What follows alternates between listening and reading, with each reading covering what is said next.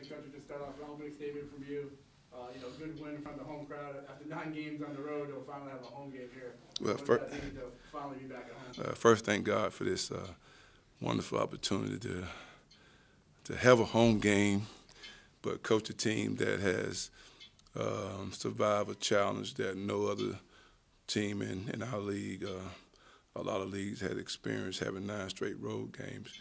But as I told our team before the game, how excited I was to be home. But then when you walk in an arena and you see that crowd, what a beautiful crowd. Every game we played, no one has cheered for us.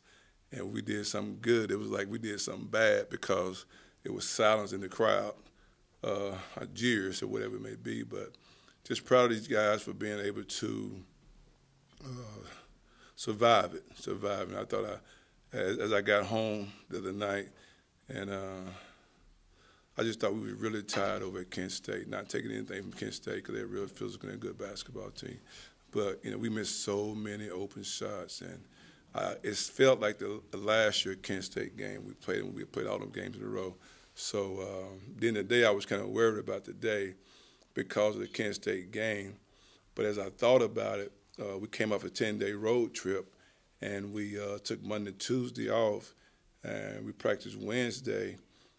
So not doing anything Monday and Tuesday probably made us even tired than what we were, then to go in and play that game. So I figured, like, okay, that game should give us a little more energy, like we just had a hard work. And today it really showed. Our guys was fresh, and our guys played really hard and played well. And Antoine, can you talk about that season opening 9-game road trip? I mean, what did it feel like as a player going from Wyoming, Louisville, Mississippi State, out east, which I'm sorry I meant there, but talk about that as a player standpoint. I mean, just feels like you're in the NBA really playing them games on the road, going everywhere, going there and there. I mean, but it did prepare us, and it all got us better at the end of the day. We've built way more. We're bonding way better and doing more stuff better since the Wyoming game, since we started. Mr. Double-Double here.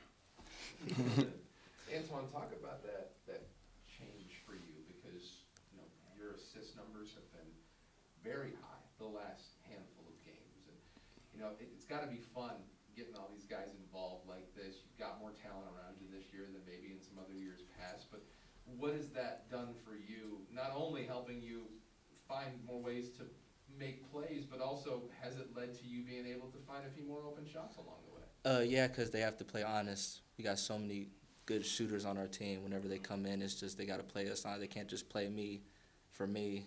They got to respect everybody that's out there on the court. Antoine, in the second half, you were making threes left and right. But as they were doubling you, your ability to not only get around the defenders but make that one-handed skip pass, what goes through your mind as a point guard when they know that they're keen on you, you're getting double-teamed, but you're somehow able to find your open teammates? Just reading the floor, just seeing what's open, not trying to force anything, and sometimes reading it before the play happens, and so if I see somebody come in, I know that pass in the corner is open. If I see the wing coming, I know that pass on the wing is open, so I just make the right play. Antoine, can you talk about, we never had a chance to hear from you, breaking the Horizon League record held by Rashad Phillips, but you're at 350, 6 or 7 threes now. Top 30 is 379. It's by a guy you probably know. Number 30 on that spot right now is Robert Vaden. Mm-hmm. So, wow, really? You know that, yeah. I didn't know that. TJ told me last week. Yeah, wow. The NCAA record book lists the top 30. So right now he's at 30 at 379. So that's the first guy that, obviously potentially catch up there too. Yeah, but, talking about that record, and obviously, do you feel any pressure with the points record? You're only 60 points away now. Oh no pressure at all. So much basketball left to be played. And it's just all a blessing. I'm so blessed to be here. So happy that we had a very good crowd to come watch us play today. And so I'm not really worried about it necessarily. I know it's going to come to me when it comes. Well, one of the things that you need to get a few extra assists along the way is you need guys that can hit open shots. And one of the guys who did that for you today was Willie Isiani. I mean, I know he's somebody that's special to you because you've been here for 4 years. Willie's the only other player that's been here for 4 years. What does it mean to you when you see him have a game like he had today? It's just fun to watch. I'm smiling, It's just so fun to watch because we grew up together in this, and so we have such a good chemistry on when we pitch to one another, pass come off screen, pass back. We have such a good chemistry, and then he's gonna hit shots. You know, he didn't start off well, but I didn't start off well either at the beginning of the year, and so we just both picked one another up. All right, Coach, you've won 3 out of your last 4 games, with the exception of Kent State. Going into your game against Central, what are you guys looking to tune up before Verizon League play? Just try to get better. Be the first week we've had where we've had a real practice. We didn't have any really chance to practice. And again, our flow is getting better, even though we hadn't had a real chance to practice. You can see our movement is better. And I think that this week should really take us to another level from a team standpoint. And then after we play Central, we got like 9 days to get ready for our conference. And our conference is very, very, very, very important to us. But we can just get our flow on offense and defense. We put our zone back in a little bit, and we've been playing our zone. And we really kind of just talking through it more than working on it. And Antoine knows it well, and so he's able to kind of direct guys throughout the course of the zone. But just try to get better. Just try to get better. Coach, when you talk about the play of Madute, I mean, another double-double today. It's his 4th of the year. He had 18 and 12 or 18 and 13 today. 2 steals. Seems like he gets 2 steals every game. What has he done really this year, throughout the year so far that you've seen? He's another weapon for us.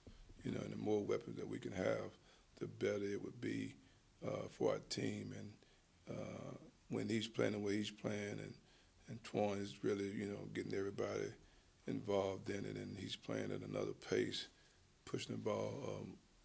Madute has been a really, really good player for us. And when we first started off the season, before we started practicing, he was in the gym every morning, shooting 2,500 shots every single morning, working. And when we first played our first 2 scrimmage games, I didn't play him a lot in the first 2 scrimmage games. But boy, has he made a jump. He's made a jump, and he's continuing to work. He's a hard worker, and I think they play well together. Noah, it's going to take some time for him to get back. He like you and I talked about, PJ, he cares so much that he gets so down on himself, down on the situation so quickly. But, Twan can explain it to him. When you out over a month and you can't run, it's hard to jump right back in against people that have been working and training and practicing every day. So my thing for him was beat our first conference game, but he wanted to take up, from where he left off last year. And I even started in the first game just to throw him in the fire, but I didn't realize it would really hurt his mindset the way it's affected his mindset. He just got to be patient. And when we get him rolling, we can be a dangerous basketball team. Great, Coach. Thank you. Yeah, I appreciate it.